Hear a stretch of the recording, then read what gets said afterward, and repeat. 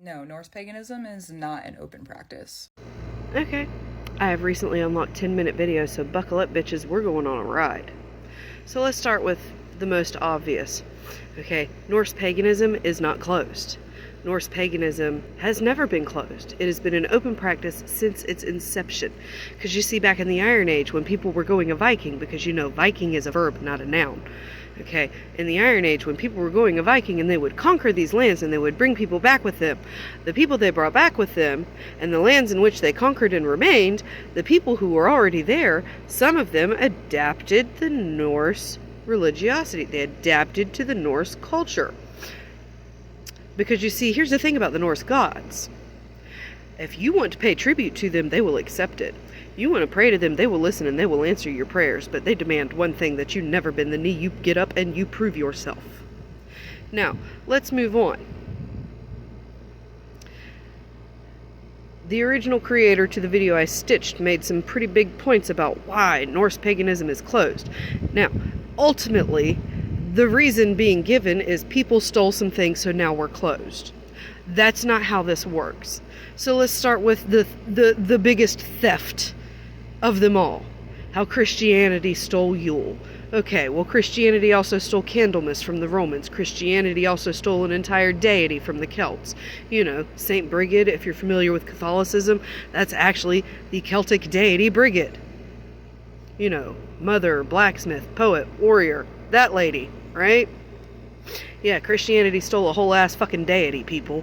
But, you know, moving on to, you know, the political party of mass murderers whose leader had the tiny mustache. You see, the man with the tiny mustache also had this obsession with mysticism, occultism, spirituality. So he had like entire freaking platoons literally dedicated to researching spirituality, occultism, mysticism, and all of things woo-woo.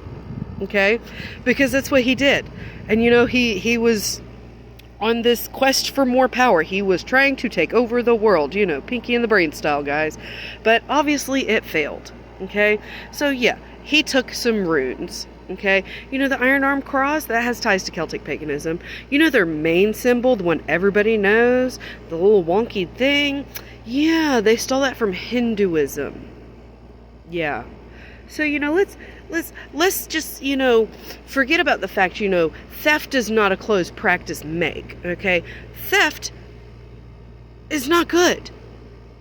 Were these things given to him? No. Were they freely shared with him? No. He literally just took them. He just said, oh, I like that, I'm going to use it the way I want. That's not how this works. When something is given to you, when something is shared, when something is put out there so other people can learn about it, it's not, I'm going to use this the way I want. It should be, that's pretty cool. Let's learn some more about it before I think about using it. Jesus. But Lady Fang, don't you lock your doors at night? Yes, actually I do, but that's more because I'm more afraid of somebody coming in and unaliving me and my family than stealing my television. So what is the definition of a closed practice? A closed practice is a practice in which you must be born into or initiated into. You know, like ATR or Native American spirituality. Those are closed practices because you have to be born into them or initiated into them.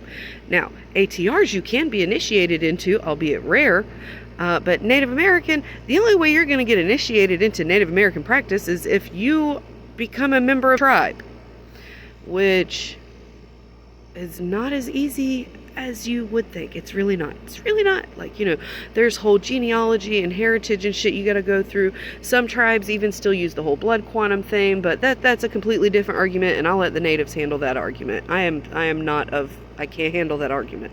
But you see, it's all these people on the internet and the TikToks that want to talk about this is closed and that's closed and such is closed and so is closed.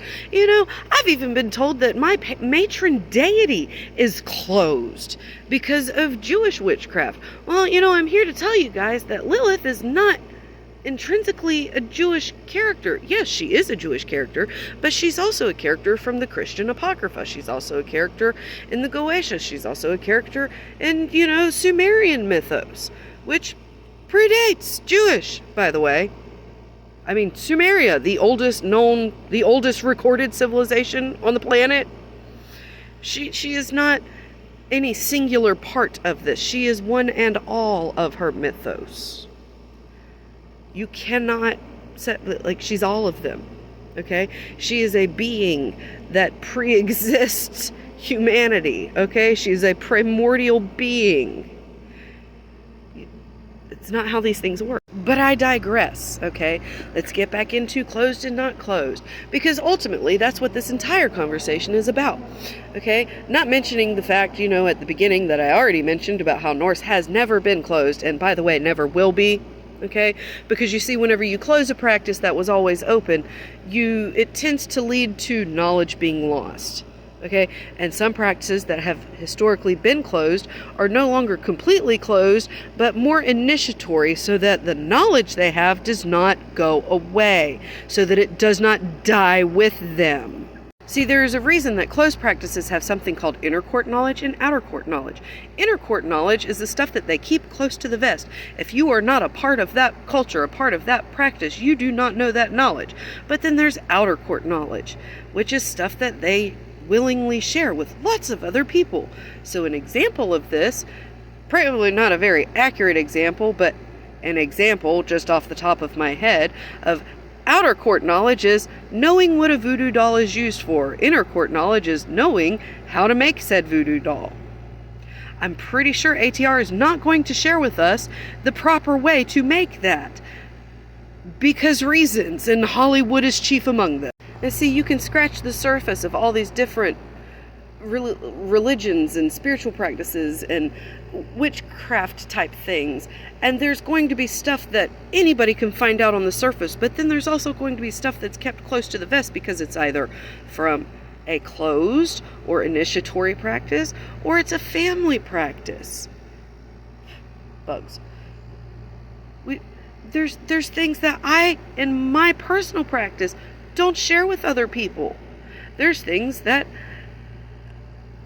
other people don't share with people, okay? That has nothing to do with your spirituality. There's just some things that you keep to yourself. There's some things that the family keeps to the family that they don't broadcast. But then there's other things that we do broadcast. But, the point I'm trying to make here is that, okay, so like, if you see something and you think it's cool, you do some research. And if the research says, oh, well, you need to learn X, Y, and Z, then you go learn X, Y, and Z. But if the research says you need to talk to A, B, and C, then you find a way to talk to A, B, and C.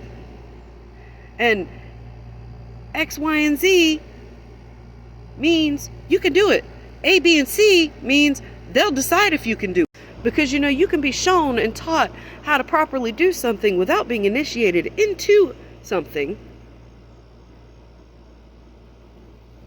But you can also be shown and taught how to properly do multiple things and more things and bigger things. And in order to do that, you would have to be initiated. Open practice, closed practice, I don't really freaking care. Okay? Because you see, the beings we work with, they don't care where we came from. They don't care what we look like. They care what's inside. They care how we think, how we feel, what decisions we're going to make, not what we look like on the outside. They do not care. That is trivial to them. Okay? So here's the thing. You're friends with somebody who's native and they teach you how to respectfully use sage. That is a blessing you have been given. Be honored. Okay? Be honored. Don't take that and be like, oh, I can't do this because I'm white. Oh, I can't do this because I'm not a member of your tribe. They took time out of their day to teach you something. Be honored you learned something. Don't be rude and in an effort to be some freaking white savior. If you're a member of a closed practice and somebody of the mayonnaise variety asks you a question, please don't get offended, because just as many of more often than not, we honestly just want to know. We're curious. Like, the internet is a place where people are sharing information left and right. So let's just be respectful about information that we share and how we're asking for the information and how we're delivering the information, instead of getting mad at each other and yelling at each other and complaining about open, closed, yes, no, white, black, whatever. Let's just be nice to each other. It's that simple.